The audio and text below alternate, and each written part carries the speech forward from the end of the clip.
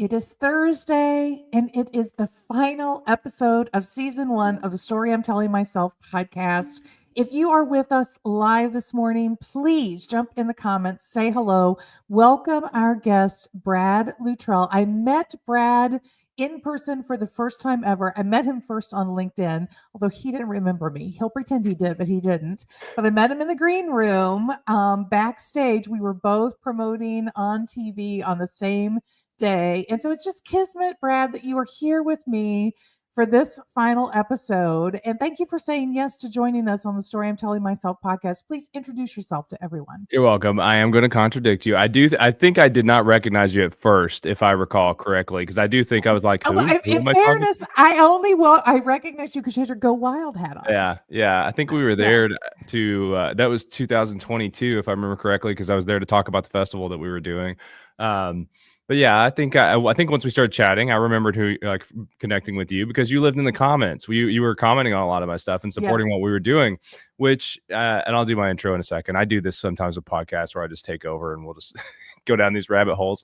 But I always tell people, like, if you consistently showing up and supporting other people, it does build this relationship, right? And now I see you all the time on my stuff. I know you would totally recognize you in Kroger, right? If we were to bump into each other now, but it just takes kind of staying present with people you want to be connected to. So, well, tell people about who you are and what you're up to, because I will just jump in and say I got to watch what seemed like, from my seat, a very meteoric ride with Go Wild, only for you guys to plummet to the earth, which is heartbreaking. Yeah. But you're killing it again with Prologue. So just tell people who you are. Yeah. So I think it's a 30-minute episode. So this is going to take 37 minutes to do the whole background. Now I'll try to be quick. So my background is varied. I came from Southeastern Kentucky, had a journalism degree. I did journalism for a couple years. I founded a couple different companies when I was fresh out of college and trying to do journalism. I graduated during the Great Recession, which historically was a terrible time to try to become a journalist, as all these news organizations were just slashing payroll, right? So I had to get out of that, got into marketing, started in social media, switched over to PR for a little bit, got fired for trying to start another company on the side. I went to another agency, worked my way up from copywriter to creative director, and then I founded this company, Go Wild, which is what you were talking about.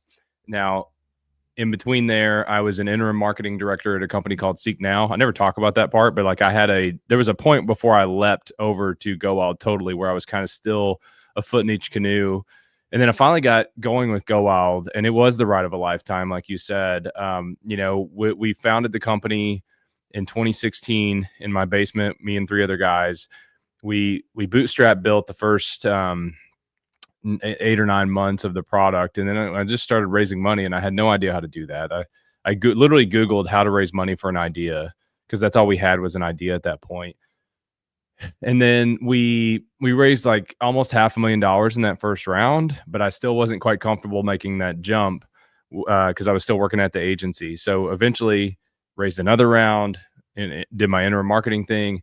And before I knew it, we were partnered with Garmin on this top secret project to, be able to come out and launch an integration with them. We partnered with them from 2018 all the way to the end. They were a great partner. But I mean, talk about a rocket ship when you're a startup and you're partnering with a company on this, we had a contract signed with a multi-billion-dollar company. I felt like for sure we were off to the moon. Then we ended up on an accelerator, this business accelerator that was huge. COVID hit, completely wiped out our business model. So we pivoted. We were I didn't even tell what we were. Sorry, I'm kind of out of practice on the Go Wild story at this point. It was a social media app for hunters and anglers. We were monetizing with advertising. We pivoted over to e-commerce during COVID, and at that point it was kind of up and down, and then we figured it out. And when we figured it out, it was off to the moon. I remember the first time we hit $1 million in revenue for a year, and then the next year I thought was going to be like, okay, this is it. Like, we were having $10,000 days at the end of 22. We were trying to sell the company, and then the economy just shifted so hard, and we had the rug pulled out from under us. It's a long story on what happened in the outdoor space, but REI lost $310 million that year. Backcountry.com sold for pennies on the dollar. Backcountry was one of the biggest outdoor retailers. There were other hunting and fishing brands that were closing entirely and selling through, bankruptcy and auction processes. One of them had raised about 5 times more money than we had. And we're doing $80 million a year at their peak, and they still went bankrupt. And so I kind of saw the writing on the wall. This started falling apart. Actually, 2 days from now makes a year ago that I got that was my last day as a paid employee of Go Wild. I ended up working through the rest of the year, just trying to wind things down and sell the company. But, I'll let you decide how much we get into that backstory with how it all came down. But at one point, and I'm sorry, I'm trying to get to what I'm doing now. I tell you, this is hard to do in a short answer.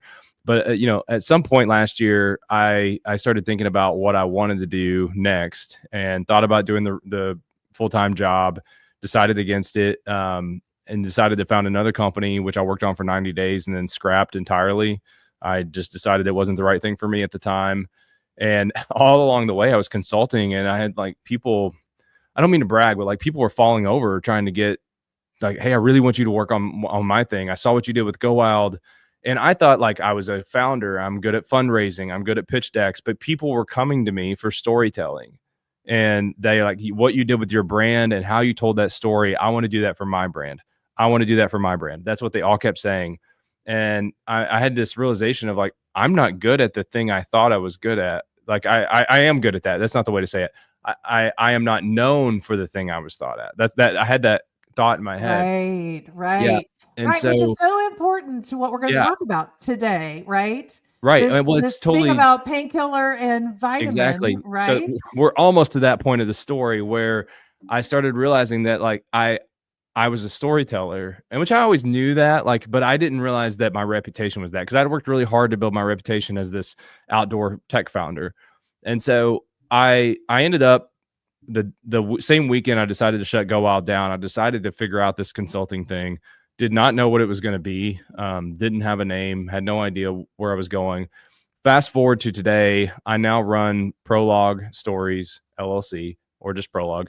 And with Prologue, we come in, we do messaging audits for companies, help them figure out what's wrong with their story. And usually they know something's wrong because it's not resonating.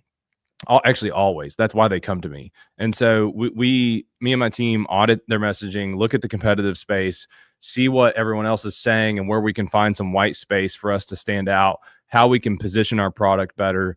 Then we will completely overhaul your messaging, how you're talking about your brand. And then from there, we can start to help with collateral or getting this executed on your website. I work with sales teams on social selling, less on the like Darren McKee is a great example of a guy that teaches how to pursue clients with social selling. Mine is more on the content creation side. We help a lot with that. And the big thing that we started the service in February that's absolutely taken off of podcast strategy work. And so we're actually producing and launching podcasts. I'm actually launching 2 new podcasts for companies next month, which has me crazy busy right now. They were both pretty big projects. I've got 6 days straight, Rita, where we're filming podcasts in June off-site. And so Prologue is just, I'm kind of making it up as I go. It's not even what I thought it was going to be.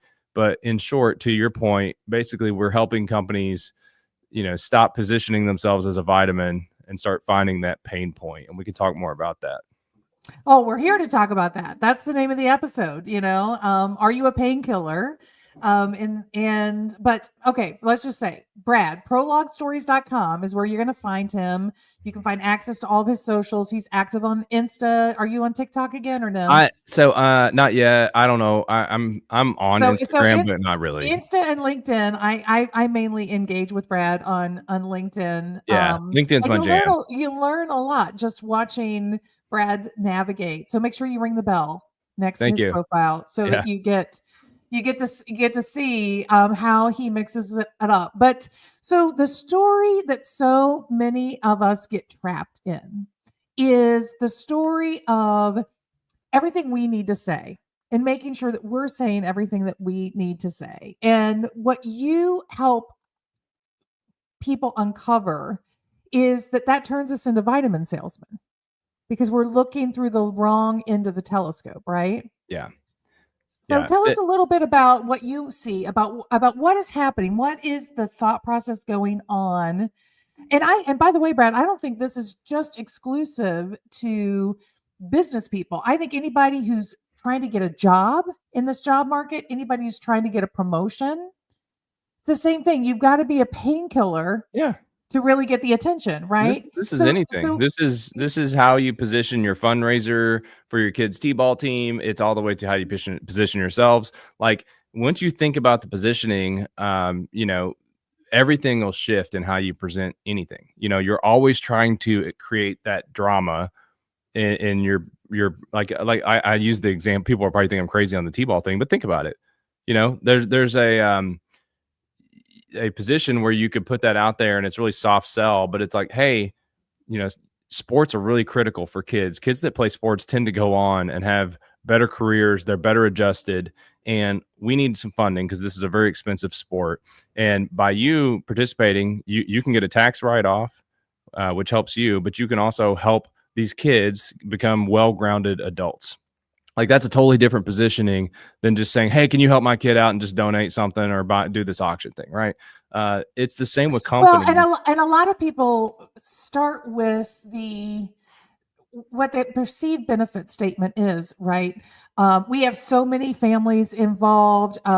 This many people come to the field, they'll see your advertisement, right? They like give Yeah, all the details, right, right? And the story that you're telling yourself is, well, I'm in the head right. of the buyer in this case, right? Because these are things that they care about. They need to know why they're going to get some kind of return. Why is Right. that wrong? What's wrong about that story that we tell Yeah. ourselves? So typically, I'm gonna we both kind of went. I'm gonna get away from the t-ball analogy to answer that question.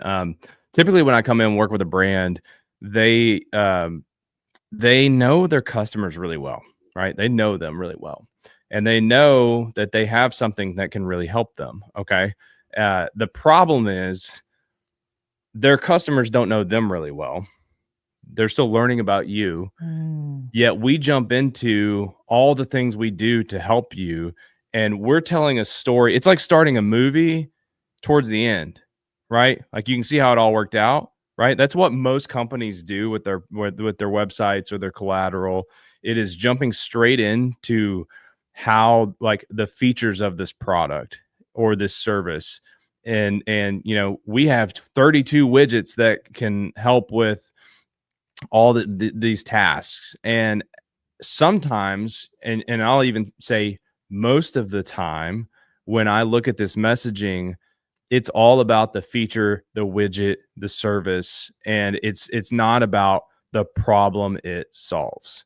It is assumed that we know this client really well and they're all feeling this and they'll understand what we're offering, but a lot of times it feels like a nice to have instead of a need to have. And that's the difference between the vitamin and the painkiller. Now, the other day, somebody said something to me about how vitamins are a huge industry and actually outsell painkillers, blah, blah, blah. But here's the thing. If you have a really bad headache or an injury that hurts, right?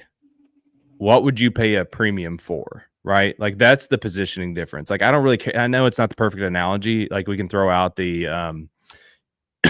the market size of vitamins or painkillers or whatever. I don't care about that. My point is, when someone needs something and that's what they're feeling most, that pain is what they're trying to solve for, you have a lot better chance of resonating than when you're floating all these features about your product that are just like they feel like nice to haves. I mean, you can look at most companies' websites and you'll see that it's a lot of nice to haves, and there's not a clear problem established that they're solving. I think it's so important, and I think whoever gave you that feedback, they're missing the point of it because the point of it isn't that vitamins aren't valuable. Of course, Right. vitamins are valuable. Well, the problem with vitamins is I don't know if they're working. Right. And they don't work. They're a long play. Right. And what people are looking for is immediate relief. Exactly. Right. Yeah. Well, and I want to go back to what you said, because this is a lesson that I used to teach when I worked in corporate about change management all the time. And it's this thing about where you are meeting people. And you were talking about how the the salesperson knows their customer very intimately. They've spent a lot of time learning about them. They're very deep into understanding them, but they forget that that's not reciprocated back to them yet. And we do the same thing in change management. Executives get way down the road with the case and why this makes sense, and they're all bought in. And then they just want to give one message to the employees and expect the employees to jump those months of work with them and be Yeah. ready to go, yeehaw, let's do it. And then they wonder why it falls flat. Like, Yeah. what's the problem? They Why didn't are get buy-in. employees not on board with me? Right. Right. And I kind of hate that word buy-in, because it's not, you're not selling it. You got to walk them on the journey. It's exactly what you're saying. You got to walk them on the journey with you. You got to give people a little bit of time for their minds to reposition, to reorient. We do this when we come in and do an audit. And that's a fair point on buy-in. I'm going to keep saying it for a second though, just because I don't feel like coming up with something else. But when I audit a company's messaging, I'll often find employees who are stuck, and they're like, "Oh no, this is a great way to position this. Customers love this," and I have to work with them. I'll intuitively guess when I come in. I'm like, I don't think that's good. I did this one of my bigger projects I worked on this year. We did this. There was a saying that was everywhere on this company's website. It was on all their collateral. Their team said it all the time. And I was like, I don't think our customers know what this is. But I had to interview the customers and figure out if they knew what that was, but also interview 12, 15 employees, get them involved. And then when we start repositioning, getting them involved in every level of that, I can't just go away, work in a cave, and then come back and unveil something and then feel a part of it. Right? Like, you have to actually make them a part of it. They have to guide you, and they should. My job's not to come in and put lipstick on the pig. My job is to, if it's a pig, let's brand it as the best damn pork we can find. Right? Like that. Right. That's the difference. Yes. Like in branding, I hate branding that's like. I have a pig post today, by the way. You're not going to believe it. With lipstick. I posted about sloths and turtles you're today. You're gonna have to watch. You're gonna have to watch for it. I literally have the pig with lipstick today. I It's love coming later today. I have PTSD with that saying, because I once had a client yell at me and an account manager and slam his fist on the desk, and like blood vessels were popping out of his neck over while he told us we were putting lipstick on a pig, which we weren't. But that's neither here nor there. But if I start twitching, now you know why. Hey, Mark, thanks for joining us. I'm glad to have you back. Thanks for being a loyal listener. So what is we do get entrenched in our thinking. It's one of the reasons the coaching business is so big, or the consulting business even is so big, right? Because we get too close to it, and we lose our ability to really recognize resonance, because we get in this loop, right? So when you're working with your customers and they're telling you things like, no, this is really land, this is it, this is the thing. How helping somebody who doesn't have you by their side, who's stuck in that same place where they're not getting real results, but they're having this thought that, but this is the soundbite. This is the message that's so clear. How do you walk yourself away from that? How do you give yourself space to reconsider that? As the company, or as like when you're the company that's in that hole? Yes. Okay. So I read a really good book called Made to Stick last year as I was founding this company. And it had one of the greatest examples of how we cannot get out of our own head. Okay. I'm going to do something real quick, and you tell me what song this is. Can you hear that?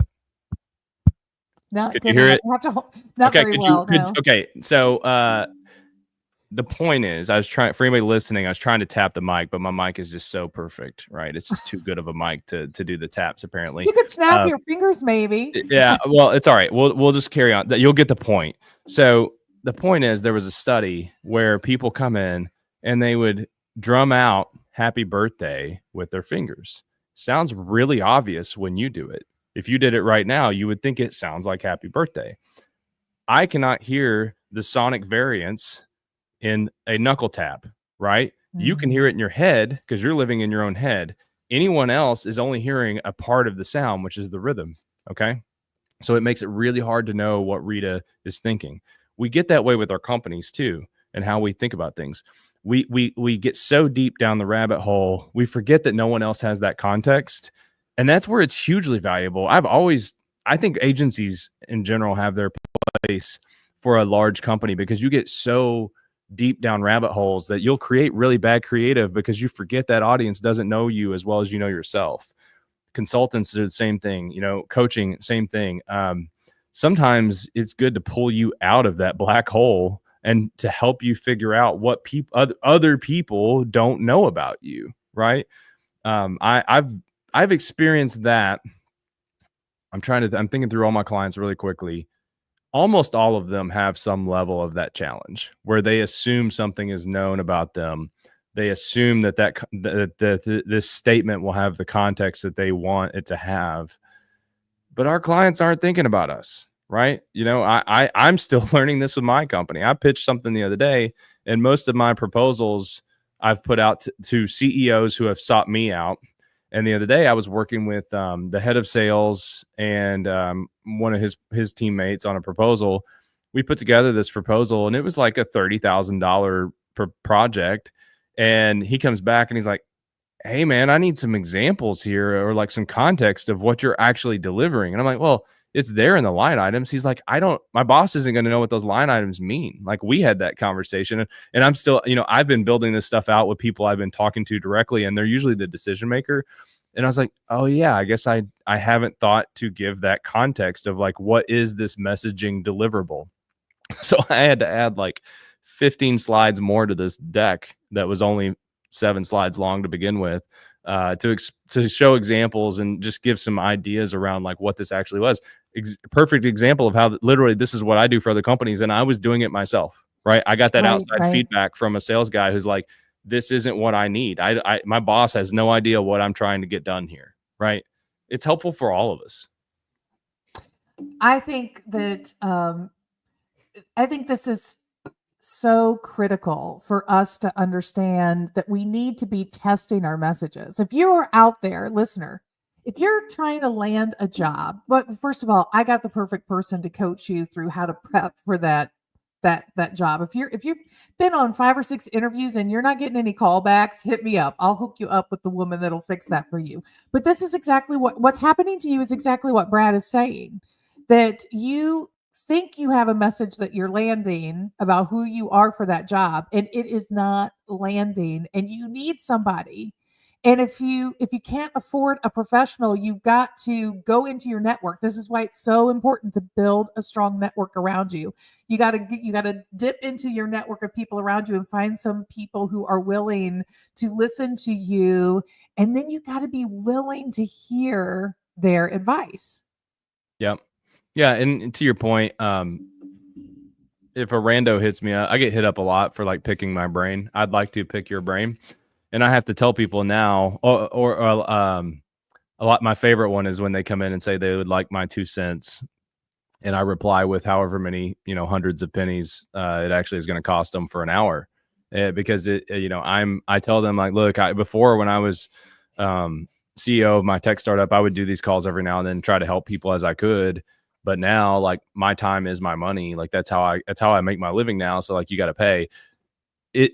It's a little different when somebody I know comes in and they're like, "Hey man, I'm having this challenge. I think you could help me." They're like, "Yeah, man, let's chat on the phone for 15 minutes." I'll call them while I'm driving to get lunch or something. And I'm like, we'll try to use time well. I'm not going to take away from my billable hours. Right. But like, there's always time that you got that you can try to help somebody out with something like that. I'll call them in the evening while I'm making dinner or something. And I think, those people are people that are close to me. They're people that I've networked with. And, Rita, you're one of those people. If you message me like, "Hey, Brad, I could use your advice on my podcast, like something that I'm working on." I'm like, "Yeah, let's chat for 15 minutes. Let's try to figure it out." I think building that network up is really, it's something that people completely underestimate until they need it. And then when they need it, they're like, "Oh shit, sorry. Am I allowed to say that? I don't know. I did." You're allowed to say that. Yes. They realize that they needed it and they don't have it. Rita, one of the I had a really successful launch of Prologue. and the business beat my last business in first year revenue in the first 90 days, I think, or first 100 days. But the thing, when I've thought about all the things that I've done differently, one of the things is that my network when I started Go Wild was nothing. I had not created content. I didn't have, I mean, it was like real bad LinkedIn content. But I didn't have a whole lot, my network was small, and I started building that through the process of Go Wild. And the thing I've realized most is you don't have cold starts when you have a warm network. Like that's one of the best things I've realized through starting this new company and this new era of Yes. Brad. I told you I've started a bunch of companies, and I say a bunch of small businesses. And one of my small businesses was profitable. One of them made like $8 over 9 months, and I shut it down. I just didn't know what I was doing. I didn't have reach. This time around, I've got a network, and it's honestly, I've turned away more work than I've taken, Hey, Christy. Christy. Well, I had that thought about you too, Brad, about the warm network thing, because I've followed your journey through all of this, and I remember when you put the post out and you said, look, I'm sort of between gigs. I've got a few hours. I'm looking for a few clients if somebody wants some help. And I actually sent one of my clients to you, Allison Sherwin. I remember that name, but I don't remember the conversation. I had 38 replies or 38 inbound. Well, people. when you did was it 30 or 45-day content challenge thing recently, I sent her back to you. I said, hey, Brad just did this thing, and she was late to the game, but she I think I talked to her and sent honey. I think I sent it to her afterwards. Yeah. I remember her now. And she started doing that. But it's true, because you were speaking to us, and those of us that were following your content, following your journey, you had relationship with us. And I think that's the key to all of this. I mean, yes, there's the part about being a painkiller, like knowing the painkiller piece, but the other piece, it's not enough just to have a really good painkiller. You also, the piece I'm taking away today that you've layered in that I haven't heard you speak to as clearly before, is it's painkiller on top of relationship. You can't assume relationship. You can't rush relationship. You have to have a journey of relationship building that is equal on both sides. You got to bring the other person into the story with you, along with offering them that painkiller. Yeah, there's no like one thing, right? I know like Brad's thing's painkiller versus vitamin. That's like really good content because it's short and easy to comprehend. One thing I've learned with social content is like, if I were to come in and be like, this is everything I do, no one would read it, right? Like, and even when I talk about what I do directly, fewer people read it. But I told you, I think before the call, like I get my leads off of those small posts, those small reach posts, because that my LinkedIn is still putting my content in front of the right people. And these are like, I'm a one-man band. These are $30,000 contracts. Like, this is not a small deal to me. Like, this is to a company it might be, but to Brad, when I'm getting this off of a LinkedIn post that I spent about 15 to 30 minutes on, like, that's worth it for me. But if I were to come out and just constantly hit the whole funnel and my thoughts and the approach, it's challenging. But really, like, to what you're saying, like, but there's it's so much. Not just the one. It's just not the one post. I think the one post is, it's the, I got the water. I'm thinking about the water park. I'm sure you've taken your kids there, where they have the big bucket that slowly fills with water, and then eventually the last drop hits and the whole thing tips. And that's a great analogy. That's what happens with people. I don't think he would mind me saying this, and I'll use him as an example. John Brooks, who you had on the show recently, John was one of my first clients, and when I put up that post that I was going to do some consulting work, I don't remember if John reached out immediately, but at some point John reached out and he said, "Hey man, I've been following you for years and I'd love to work with you." John had never commented on anything of mine. He had never I didn't even know his name. And it's funny because, I ended up doing a small project for them, and now it's turned into like, I work with John every day.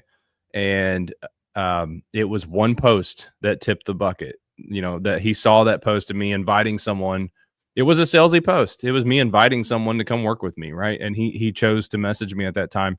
I find lately, um, I'm kind of hitting all over that funnel. Well, that's where I was going a second ago. It's a lot of things, right? Yeah, it's painkiller versus vitamin, but it's also understanding at what point in the customer journey when we can get away from that painkiller talk and talk more about why we do what we do, right? Yes. There's a whole, if anybody wants to dive into that more, there's a great book called The Compass and the Nail. It's by, I can't remember his name, but he worked at Patagonia forever and helped them figure out their storytelling and their customer journey. And it's this big, complicated process. But the overall mindset is that at first, we're earning our customers in this top end of the funnel.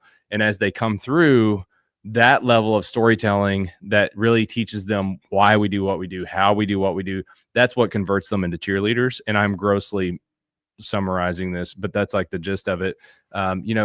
I'll hit different topics along the way of how I think of storytelling. And when I meet with a client, it's kind of like a ping pong ball. I never know which way the flipper is going to throw it. But they'll tell me like, oh man, the other day, I just did a consulting call with a guy the other day. I'd never heard of him, never talked to him before. We get on the call and he's like, oh, it was your post about XYZ. And I was like, I got to talk to this guy. Right. And so I'm kind of staying within my framework of how I think and hitting just these different things that I work on. And I don't have some kind of master content strategy here. I mean, I just try to share what I'm doing. I mostly share like pretty shoot from the hip. I've got some parameters, but like that's what I would encourage people to do instead of just talking about how I do this. I want to encourage people to think about if you can start teaching people what you're learning with your own journey. If you are a designer, talk about the tools you're using, talk about the problems you're solving for clients as much as you can.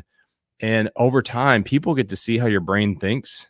And they say, you know what, Brad, or whoever this designer is that I'm making up, Jimmy, Jimmy thinks about things in a way that's a lot more thoughtful than how we've done things. I need to talk to Jimmy, right? Jimmy, I think, could improve our design because he understands this at a deeper level than we do. It takes time. And all my clients that I've coached, I tell them all, I'm like, this is not a silver bullet. You will not post and get client. That's not how this works. But I've had clients who, first 30 days, their impressions and engagement were nuts. It was like multi-thousand increases across those stats. 60 days in, Brad, I don't know. I'm not seeing a whole lot of ROI on this. Please just keep going. Please keep going. 90 days in, have not gotten a client yet, Brad. I'm not sure about this. Keep going. 120 days in, I think it was. No, let's see. Math is hard. I'm a journalism major. Let's just this would have been 6 months. Okay. I was 6 months in with this guy I've been working with.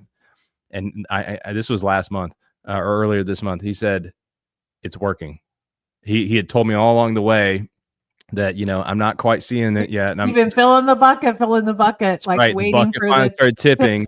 And he said, everybody I'm talking to about work and about trying to earn their business, they're starting to say, I see your LinkedIn content. I love how you think about this.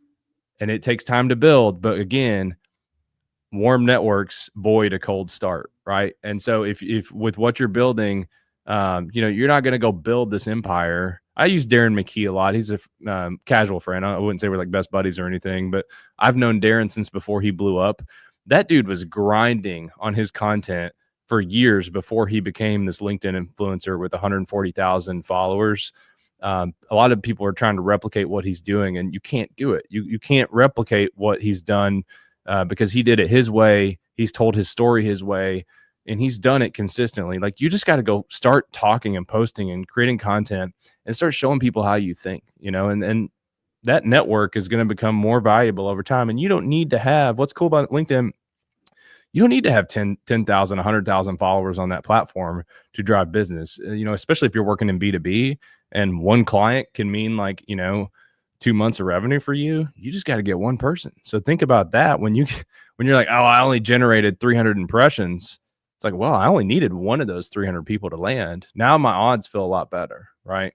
I'm sorry, Rita. I may have deviated from what you wanted to talk about. I'm just kind of, no, we're in a good place. I hopped up on caffeine and just rolling with it. this is the capstone. We started at communication. My dear friend Karen Lau kicked off the season, and we talked about communication. And I love that we're ending here because this is what we're talking about.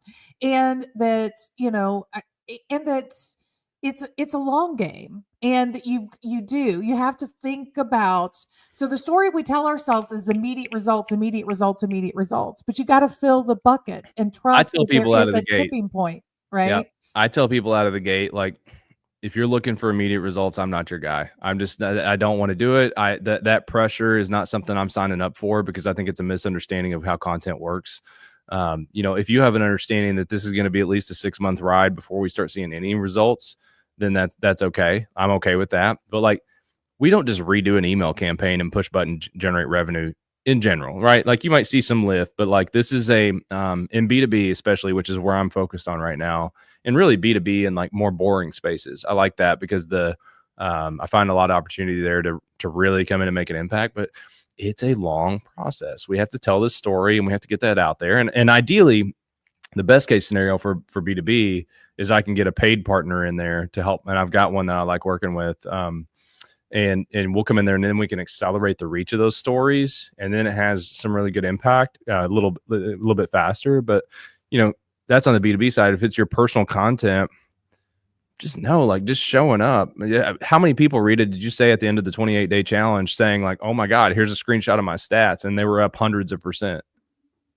Because Yeah, they it weren't was. doing anything before, right? Like, Yes. the volume of your reach was pretty much limited to your comments before, right? But now I saw people launch businesses during that period, which was amazing. That they started talking about what they were actually doing, Well, and I think that the other piece, and this is something I am personally working on, is that if you were like me, if you're somebody that the story you tell yourself is, I'm here to do business. My husband and I have always sort of compartmentalized our life. We worked at the same company when we met. And so we agreed from the beginning of our relationship that work was work and home was home, and we weren't conflating the two. So we weren't coming home and talking about work all day. We didn't come home and bitch about our coworkers or our boss or any of that stuff. Like, that talk was off Yeah. the table. Like, you leave that at the door. Yeah, I like So that. we've always had this separation, church and state separation in our house, right? And so that is in my mind. But what I see about you and a lot of other successful people is the story they tell themselves is they get to be their whole self. And I am my whole self on LinkedIn, but not in posting pictures of my family and me out on the weekends and doing these things. But part of that, you started with Go Wild because it was fishing and hunting, right? Of you with the big bass, of you with the deer horns, right? You outdoing what Go Wild was about. But you have not given that up as Prologue has moved on. We still see Yeah. all of Brad, right? We Yeah. see you as a whole person, and Yeah. not just as a marketing guy or a sales guy or a storyteller in this tight business box. Yeah. This is one of the hardest things for people to figure out, and it's hard to advise people on because we're all different on what we want to share. I've evolved on how I think about my family post. I've actually been even within the last year, I've shared some pictures of my kids, and I've gone back and started deleting them. I've had some weird stuff with my kids, like weird things, like posts that have gone viral. You just don't know where that content's going to end up, and people take things and misconstrue things. And now my kids' faces are everywhere. I used to have gifts show up for my kids at Go Wild, which started to freak me out a little bit. So I've never said my kids' names on social media. Like, I've just kind of, I love my family, and family time is really important to me. And I talk about that, but I've kind of redacted some of that from my content. I think the important thing though is finding what's right for you. And some people share everybody's got to make their own decision. That's what's right for me. But you the still talk about family I vacations do, yeah, and eh, stuff like that. It may not be featuring your kids, but you yeah, talk about places you've gone, things you're doing as a family, right? yeah. You're I think showing your whole self. right, and I think where I struggle with this, and this is getting into maybe this is probably a whole other topic. Um, Nicholas Jamerson is a songwriter that I love, and he's talked a lot about lately of his songs and also how he promotes himself, and he doesn't want to turn his whole life isn't content, right? And I think a lot of us, when we start creating, we feel pressure to create all the time, and that pressure to create all the time will turn every angle of your life into something you feel like you should share. And I think there's a benefit to at least slowing down to reflect on, do I want to turn my kids into content? Like it can go viral. I've seen it. I mean, I've had it happen myself. It's just I have to like when I get really deep and introspective about like thinking through that and philosophical, really, like, is that something I want to monetize, which is my experience with my kids. Like I've struggled with that, and I've kind of backed off of their faces. I will tell you, as a mom of two blonde hair, blue eyed, beautiful daughters, I, I have always decided I never posted on Yeah, Facebook, even back in the day. I never posted my kids a lot because of that. yeah, Because and my girls cheered for a while, and I mean, there's some scary people that show up at these cheer competitions, yeah, men by themselves that should not be right.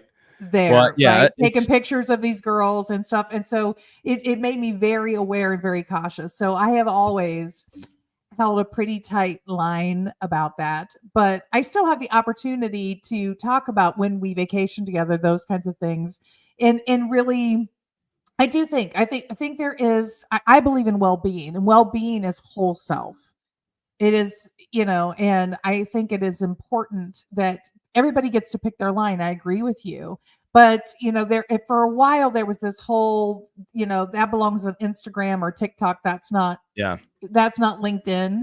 But I Well, I think think that we that's stupid. are, yeah, Yeah, I think we are getting to this place. You and I have always been aligned on these things of really understanding that we are whole beings, yeah, even in our workplaces, and that we get to celebrate our whole selves. And yeah, that's part of talking about your why and what matters to you, is being able to share more about who you are as your whole self. yeah. I agree.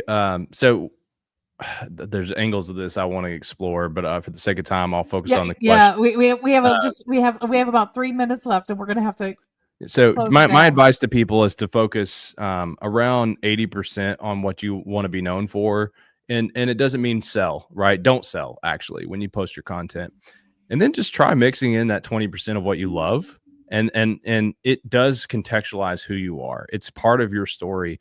People, I don't care, B2B, B2C, whatever, they buy because it's an emotion. They feel attached to you. You know, I did this podcast, Rita, because of you, right? Like I knew you. This was a new podcast, right? This is a new thing for you. And I Yes. generally won't do new podcasts because I've done too many that flopped. Okay. So I knew you though. I had a relationship with you. The more you can share that 20% in a way that resonates, the better those relationships will be. People will feel bonded to you.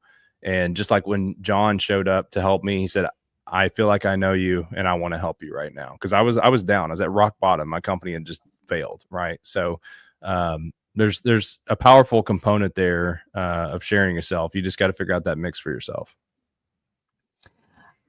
I think that's the perfect place to end. Keep working that network, and remember and I've had this happen too, Brad. You never know who's paying attention.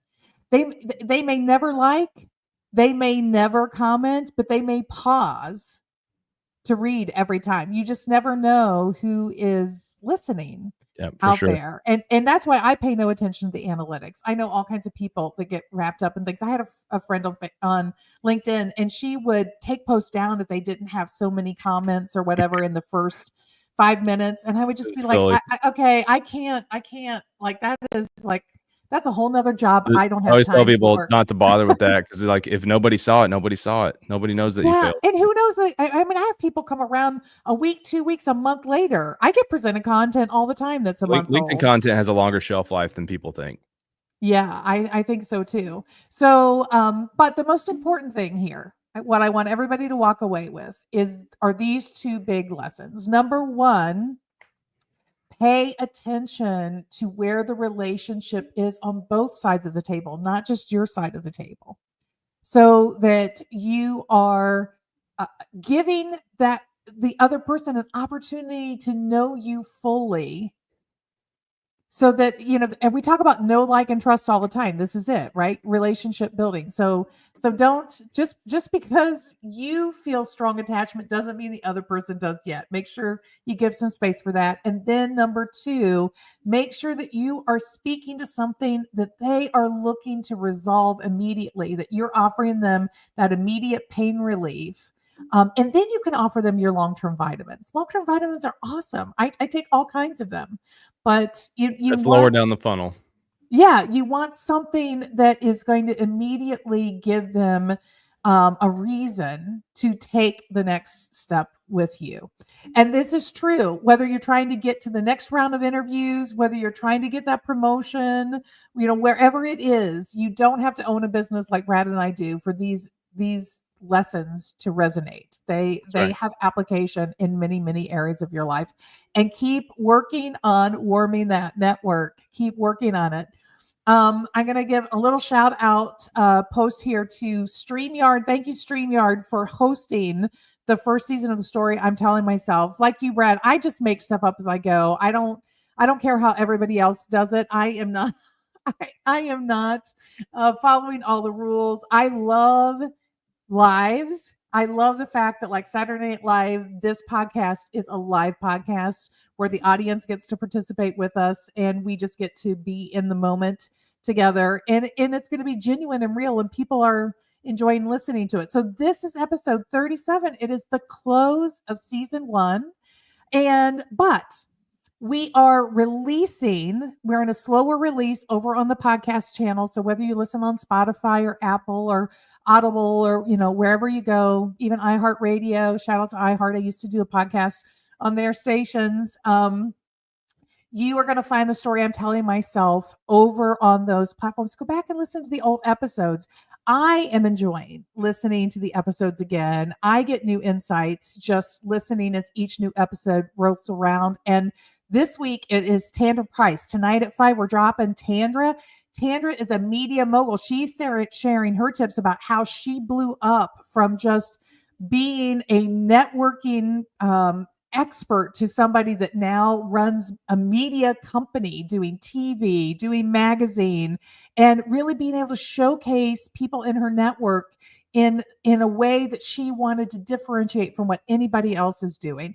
Very, very awesome story, and about overcoming all the objections she had about having never done that before, but choosing to lean in and trust herself, find the right partners, and move forward. There's always something great for you on the story I'm telling myself. Just follow along, catch up on old episodes. And if you love us, give us that 5-star rating and review, because that is going to help other people find us. And then you can also share a few episodes, which will move us along that path a little bit faster, because we want to see the story I'm telling myself go worldwide. Thank you, Brad, for bringing such a beautiful capstone to season 1 and for saying yes. I saw your post where you were like, I said yes to some podcasts. And I was like, oh, is he talking about me? No, He's like, yes to my podcast. And now he's in regret about it. Oh, well, no, you're no, smart. no, no.